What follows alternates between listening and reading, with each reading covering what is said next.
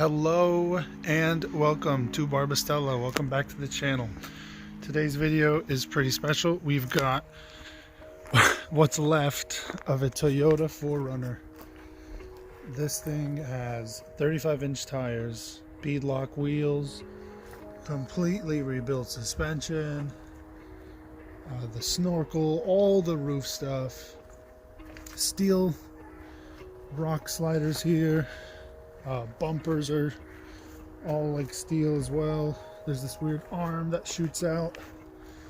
Owner hardwired this backup camera right on this. All sorts of goodies. These lights around every part of the car. And as you can probably tell, the paint is rough. In some of the worst shape I've ever seen paint to be in. We've got a winch.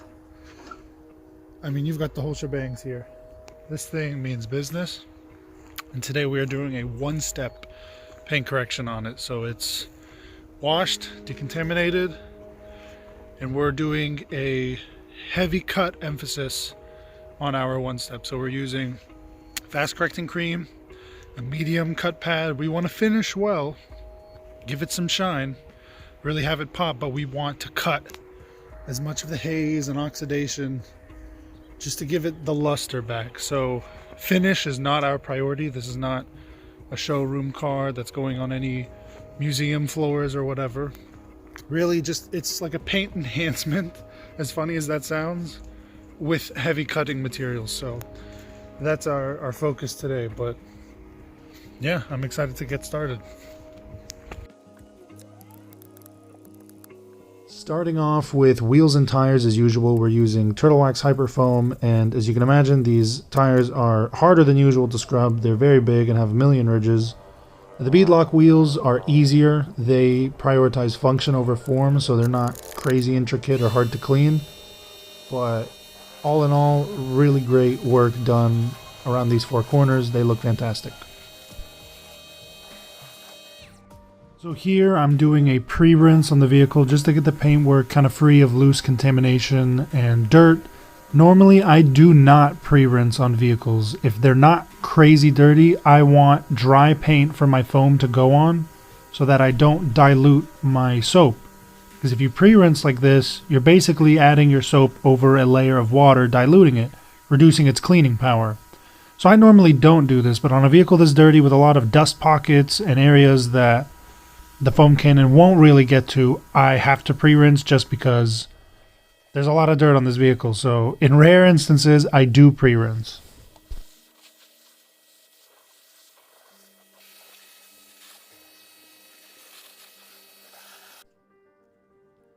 Beginning the foam down with the foam cannon. Here it stalls a little in the beginning, so it's a little finicky to work with. But the foam goes on real thick and the hand wash is well lubricated, especially for paint this rough. You need heavy lubrication to ensure you're not gouging the paint with all the contamination that's already on it.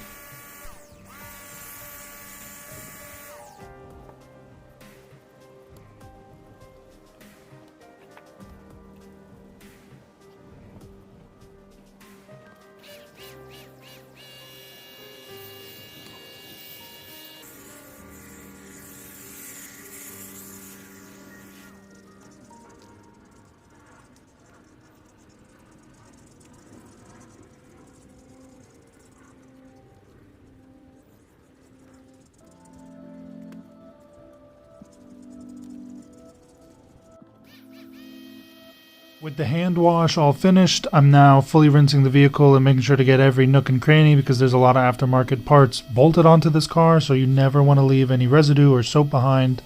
It's super important none of that trickles down much later on.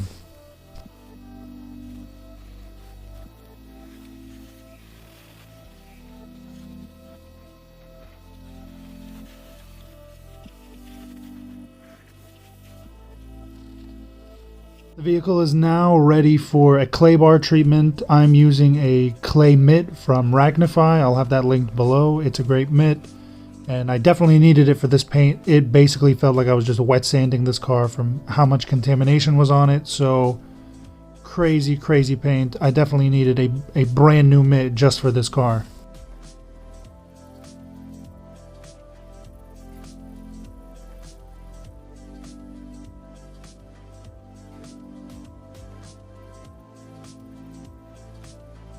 Lord, I'm better off just taking like a rock and chiseling this crud off. Oh man.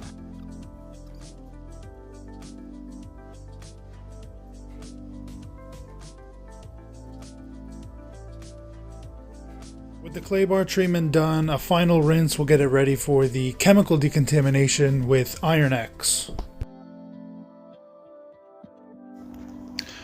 Alright guys, the car has been washed, clayed, decontaminated, prepped, the whole shebangs.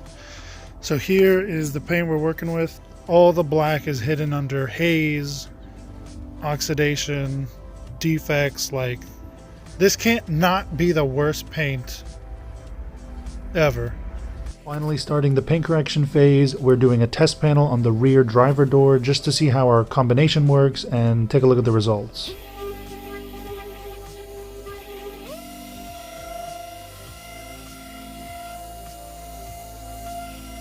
Alright folks, here is our first test section, and there is that 50-50. Ladies and gentlemen, look at that paint. It came out a lot better than I had hoped. This paint is actually really nice.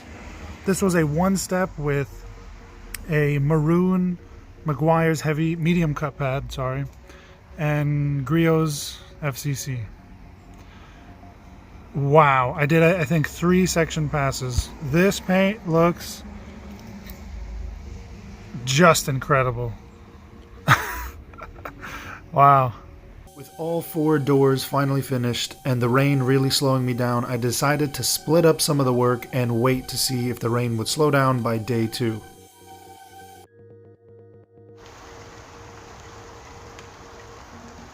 Pretty much corrected this whole driver's side.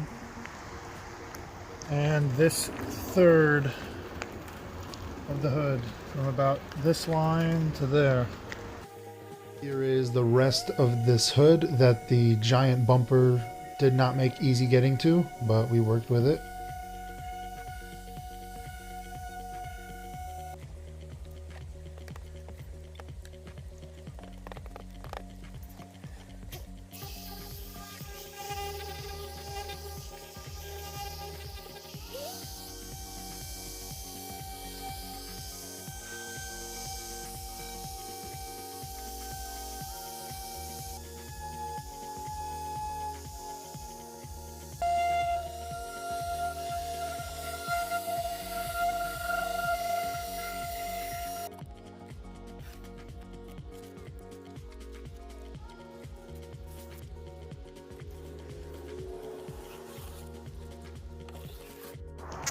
Well guys, glove fart.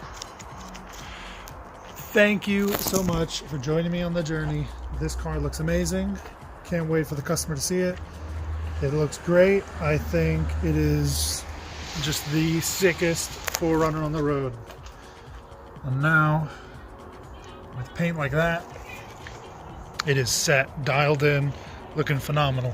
So thank you so much for watching. I appreciate all your support.